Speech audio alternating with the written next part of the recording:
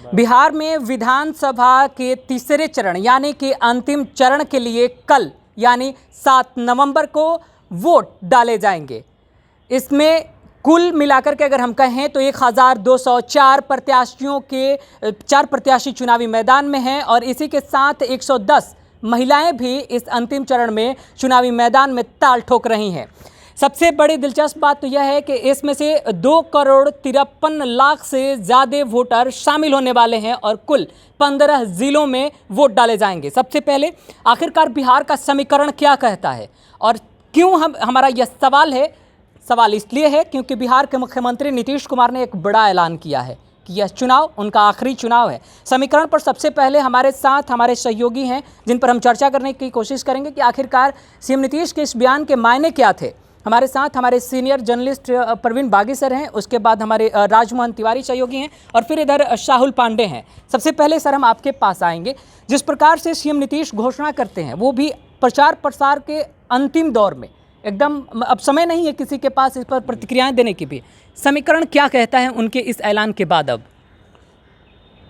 उनकी जो घोषणा कल हुई चुनावी सभा में, अपने अंतिम चुनावी सभा में जो उन्होंने रिटायर होने की घोषणा की कि ये अंतिम चुनाव है, इसका मतलब ये है कि वो अपनी जीत को लेके आश्वस्त नहीं हैं और इसीलिए उन्हें भावनात्मक कार्ड खेलना पड़ा।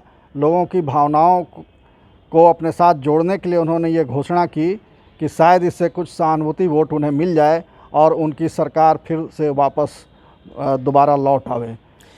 जिस प्रकार से सीएम नीतीश अचानक से इस बात को लेकर के ऐलान करते हैं, उसके बाद जदयू क्या उनके अन्य सहयोगी दल इस बात को नकार जाते हैं। क्या समीकरण बैठता नजर आ रहा है आपको? नहीं, बीजेपी के कई नेताओं ने तो स्वागत किया है कि ये अच्छा कदम है, मगर जेडीयू ने तुरंत कल ही इसका खंडन कर दिया कि उनके कहने का अर्थ दूसरा था।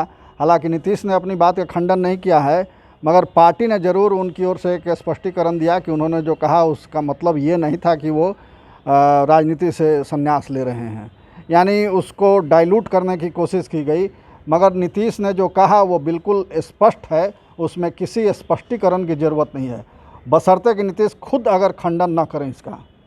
नीतीश कुमार के इस बयान के आने के बाद लगातार आप राजद की खबरों को बड़ा ध्यान से आप देखते हैं, महागठबंधन की खबरों को लेकर के आपको क्या लगता है? आज दीपांकर भट्टाचार्य ने एक प्रेस कॉन्फ्रेंस भी किया है, समीकरण कितना बदलता नजर आ रहा है राजमोहन?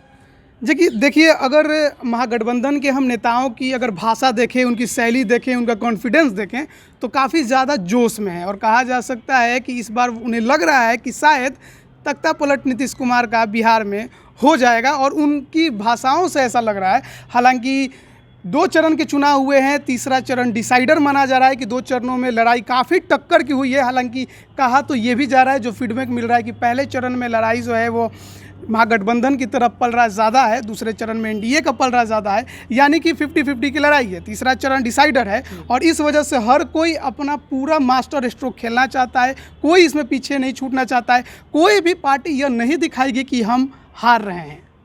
साहुल, हम आपसे जानने की कोशिश करेंगे ताकि आप जदयू की खबरों पर ज़्यादा नज़र रखते हैं, काफ़ी बारीकी से आप देखते हैं, तो जदयू की सीधी टक्कर 23 ऐसे विधानसभा क्षेत्र हैं जहां पर सीधी टक्कर राजद के साथ ही है। आप वहां के समीकरण को मिलाकर क्या नज़र आता है आपको? देखिए, इस बार जो चुनाव है, तीसरे चरण का जो चुनाव है, मूल रूप से देखिएगा तो 3 इलाकों में हम डिवाइड कर देंगे उसको। सीमांचल, उसके बाद कोसी का क्षेत्र और फिर जो हमारे मिथिलांचल क्षेत्र हो गया, ब्राह्मण बहुल क्षेत्र। तो इन क्षेत्रों को मिला करके देखें तो सबसे प्रमुख जो डिसाइडिंग फैक्टर है वो सीमांचल का इलाका है, जहाँ पे मुस्लिम वोट जो है कहीं ना कहीं एक मुश्त वोट होता है वहाँ पे, और उस जगह पे आप सेंध लगाना जो है बड़ी चुनौती है बीजेपी और जदयू के लिए। पिछली बार की बात करें तो समीकरण कुछ और थे, जहाँ पर जदयू, कांग्रेस और राजद एक साथ से थे। तब कांग्रेस जो है एक तरीके से बड़ी पार्टी उभर के आई थी, इस इलाके में 9 सीटें मिली थी और उसके बाद जदयू थी 6 सीटें के साथ।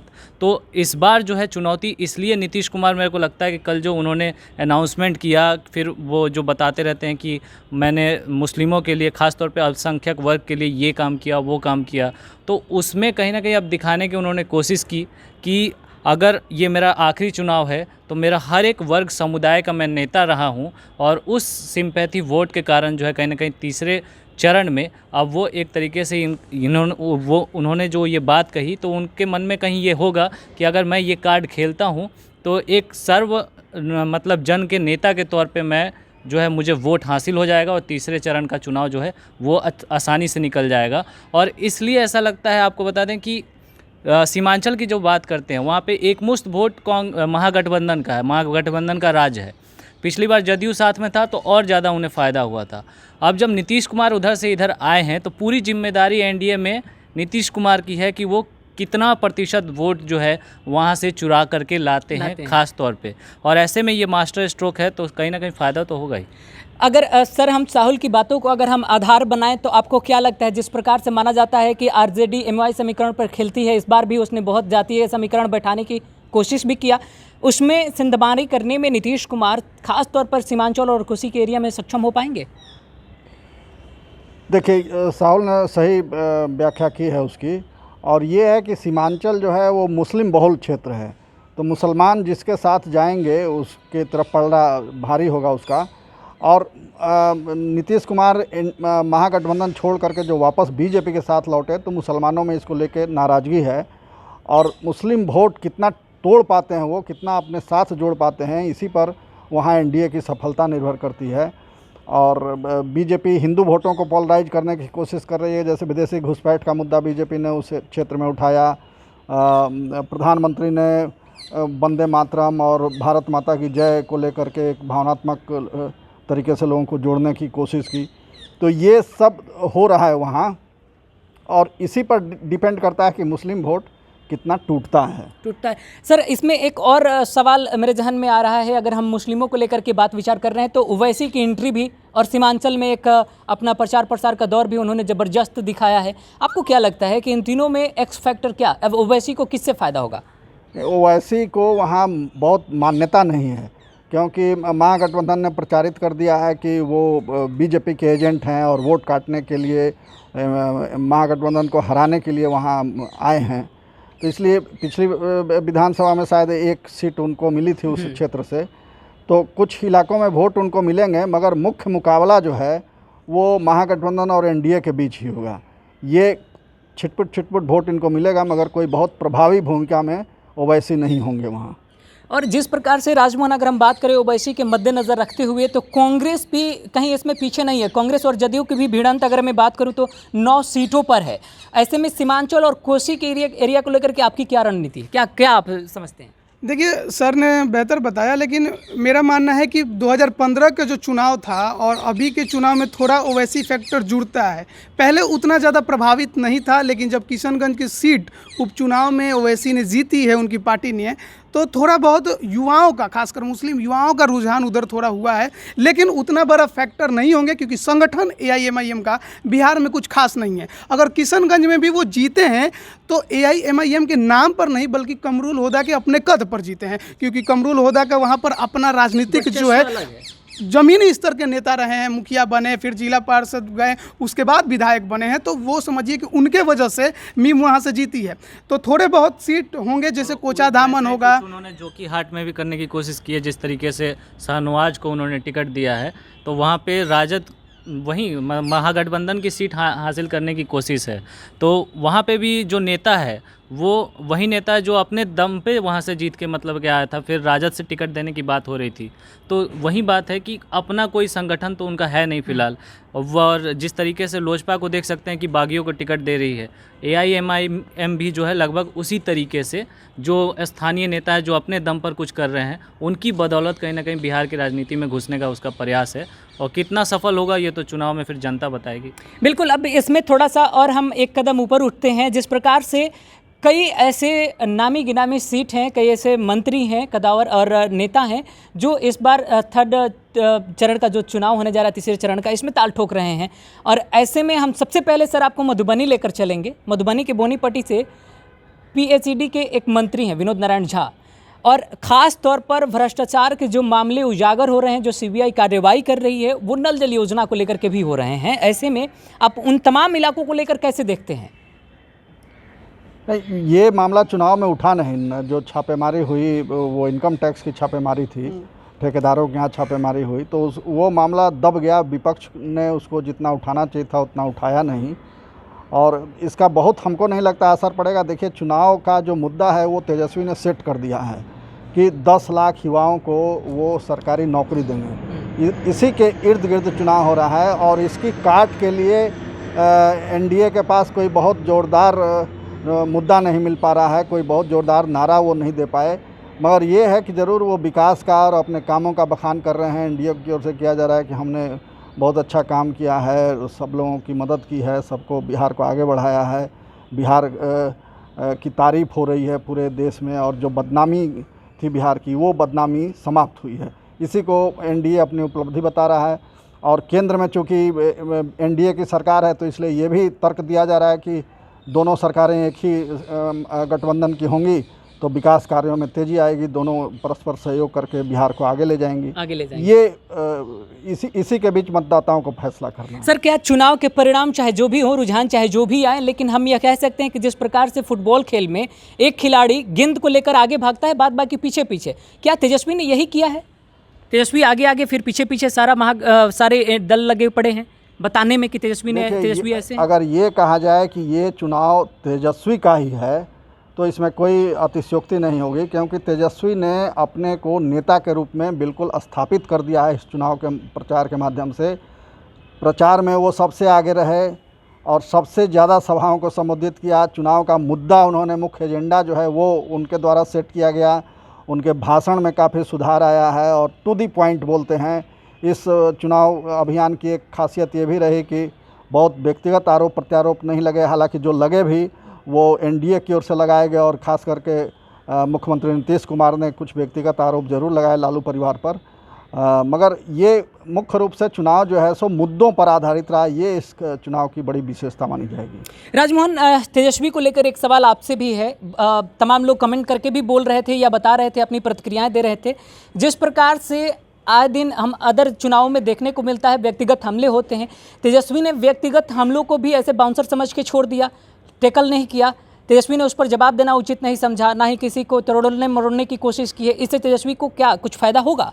नहीं, उन्होंने ये सब करके ये दिखाया कि वो मैच्योर हो चुके हैं और राजनीति में परिपक्वता की बहुत ज़्यादा ज़रूरत होती है। आप देखिए कि उनकी भाषाओं से, उनकी बातों से आप वो समझ जाएंगे, मतलब समझिए कि पूरी बिहार की जनता और उनके समर्थक समझ चुके हैं कि वो पूरी तरह से एक नेता बन चुके हैं और उन्होंने अपने भाषणों से, अपनी योजनाओं के जो वादे हैं उनसे ये साबित किया है कि वो लड़ाई जो नीतीश कुमार विकास की करते थे वो भी उन्हीं पे लड़ेंगे। नीतीश कुमार भले जंगल राज की बात करते रहे लेकिन वो हमेशा रोजगार की ही बात करते नजर आए। तो निश्चित तौर पे इसमें कोई दो राय नहीं है कि तेजस्वी यादव ने इस बार नीतीश कुमार पर कहिए की बाजी मार ली है। तो अगर हम बिहार में तीसरे चरण के लिए अगर समीकरण पर नज़र डालेंगे तो हम एक मुद्दे को कतई नहीं भूल सकते हैं कि दूसरे चरण में सबसे ज़्यादा मतदाता के रूप में महिलाएं घर से बाहर निकली हैं और वोट की हैं। तो क्या आपको लगता है साहुल कि जो महिला मतदाता हैं अगर वो निकल करके वोट करती हैं, ऐसे में उनके मुद्दे क्या हो सकते हैं? क्या बुनियादी मुद्दों को लेकर के घर से बाहर निकलना और फिर वोट करना? महिलाओं के लिए सबसे बड़ा मुद्दा तो सुरक्षा का ही है। बड़ी बात यह है क्योंकि पिछले कुछ दिनों में बिहार में जिस तरीके से क्राइम का ग्राफ बढ़ा है और ख़ास तौर पे महिलाओं के खिलाफ जो आपराधिक मामले होते हैं उनमें बढ़ोतरी दिखती है। तो ये चुनाव अब कहीं ना कहीं महिलाओं ने ये भी सोचा है कि बाहर जब तक निकल कर के हम वोट नहीं करेंगे, अपने मुद्दे नहीं दिखाएंगे, तब तक राजनीति में हमें भी हाशिए पर धकेल दिया जाएगा। और साइलेंट वोटर जब कहा दिया जाता है ना, तो वो चुपचाप वाला वोटर हो गया जो दिखता है नहीं, जिसका मुद्दा ही नहीं दिखता है। तो जितना ज़्यादा प्रतिशत वोटिंग वो करेंगे उतना ज़्यादा जो है लोगों का ध्यान उधर जाएगा और उनके मुद्दों को जो है कहीं ना कहीं तवज्जो देना शुरू करेंगी पॉलिटिकल पार्टियां। और यही कारण है कि आप पिछले चुनाव में देखें या इस चुनाव में देखें, महिलाओं की प्रतिशत जो है वो लगातार बढ़ रही है।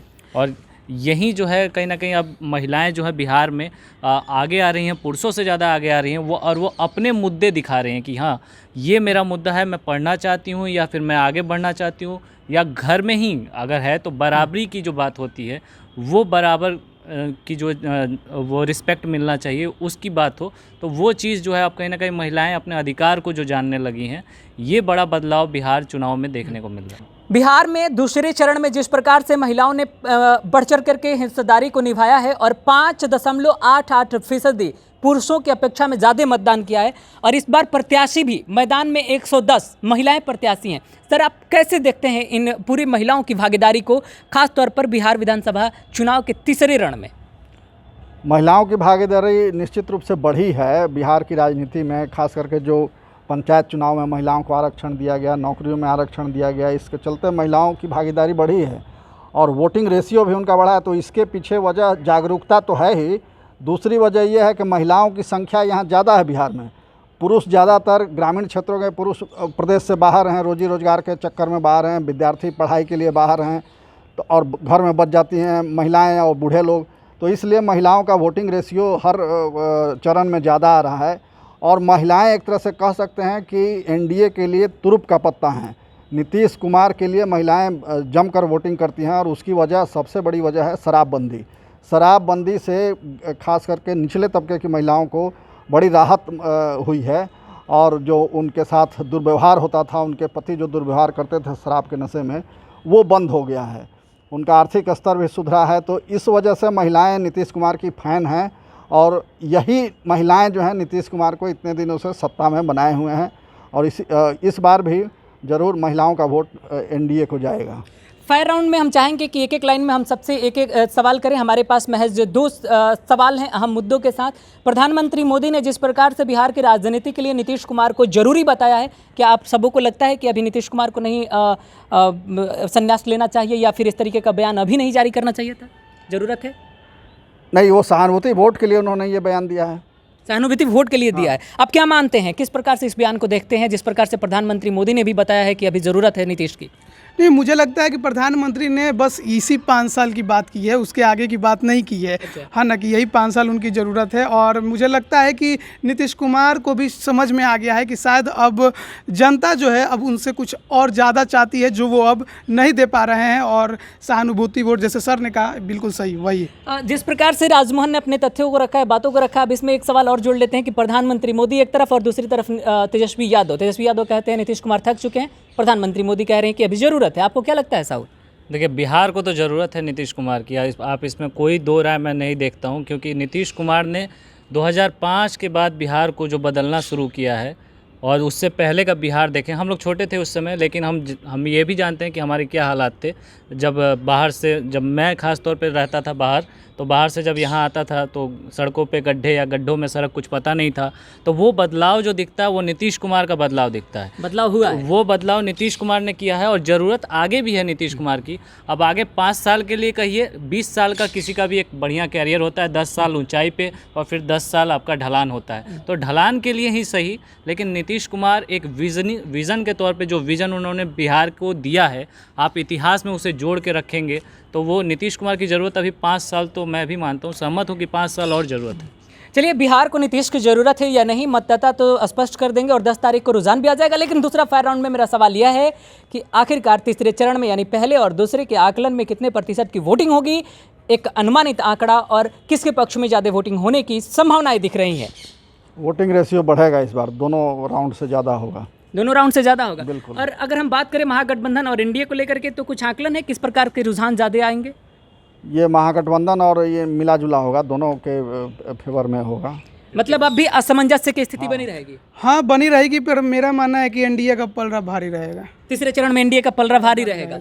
नहीं, तीसरे चरण नहीं, मैं पूरा तीनों ही चरण का बात कर रहा था। तीसरा चरण क्योंकि सीमांचल के जुड़ने से थोड़ा नुकसान ज़्यादा है एनडीए को, लेकिन तीनों चरणों को अगर 10 तारीख का अगर रिजल्ट देखें तो शायद एनडीए का पलड़ा भारी रहेगा। तीसरे चरण की अगर खास तौर पे बात करें तो 2 क्षेत्रों को ले लें, कोसी को और मिथिलांचल को। ये क्षेत्र में एनडीए का पलड़ा भारी ही है, क्योंकि कोसी के लिए कुछ योजनाएं जो आई हैं और मिथिलांचल में भी कुछ योजनाएं जो पीएम ने शुरू में लाई थी, तो चुनाव से पहले जो घोषणा हुई थी, तो उसका फ़ायदा जो है उसका एक लहर दिख रहा है। और सीमांचल में ख़ास तौर पे जहाँ पे मुस्लिम वोट है, वहाँ पे 2 तरीके से जब सेंधमारी होगी तो महागठबंधन को घाटा होना तय है। जहाँ तक मैं देखता हूँ ओवैसी कर ही रहे हैं सेंधमारी, और नीतीश कुमार ने जो मास्टर कार्ड खेला है उसका फ़ायदा उनको सिंपैथी वोट मिलेगा। जाहिर सी बात है एनडीए बढ़त के साथ निकलेगी। आप सबों का बहुत बहुत धन्यवाद हमारे साथ चर्चा में शामिल होने के लिए। हम जरा दर्शकों को यह बता देने की कोशिश कर रहे हैं, देखिए आप पहले अपने स्क्रीन पर कि कौन कितने सीटों पर इस बार तीसरे चरण में ताल ठोक रहा है। इसमें सबसे पहले अगर हम महागठबंधन की बात करें तो राजद 45 सीटों पर, कांग्रेस 25 सीटों पर, माले 6 सीटों पर और भाकपा 2 सीटों पर प्रत्याशी भाकपा के चुनावी मैदान में है। इसके साथ ही अगर हम बात करें माफ कीजिए एनडीए गठबंधन की, तो बीजेपी 36 सीटों पर, जदयू 33 सीटों पर और वीआईपी 5 सीटों पर, जबकि हम के उम्मीदवार 1 सीटों पर चुनावी मैदान में है। आमने सामने की अगर हम बात कर लें तो सीधी मुकाबले में राजद और जदयू के बीच 23 विधानसभा क्षेत्रों में यानी 23 सीटों पर आमने सामने के मुकाबले हैं, जबकि राजद और बीजेपी के 20 ऐसे विधानसभा के क्षेत्र हैं जहां पर प्रत्याशी आमने सामने हैं। वहीं कांग्रेस और बीजेपी के 14 ऐसे विधानसभा के क्षेत्र हैं जहां पर प्रत्याशी आमने सामने होंगे, जबकि कांग्रेस और जदयू की अगर हम बात करें तो 9 ऐसे विधानसभा के क्षेत्र हैं जहां पर प्रत्याशी चुनावी मैदान में आमने सामने नजर आएंगे। वहीं वाम दल और एनडीए की अगर हम बात करें तो 8 ऐसे मिलीजुली सीटें हैं यानी विधानसभा के क्षेत्र आते हैं जहां पर प्रत्याशी आमने सामने मैदान में हैं। और इस बार तीसरे चरण में 2,53,00,000 से भी ज़्यादा मतदाता मत का अपना दान करने वाले हैं। इसके साथ ही 1,35,06,008 महिलाएं इसमें शामिल होंगी। देखने वाली बात है महिलाओं की भूमिका कैसी होती है और महिला किसको अपना मत का दान करती है। इस सब का खुलासा 10 नवंबर को मतगणना का रुझान आने के बाद हो जाएगा। फिलहाल इस खबर में इतना ही। आप सबों का भी बहुत बहुत धन्यवाद।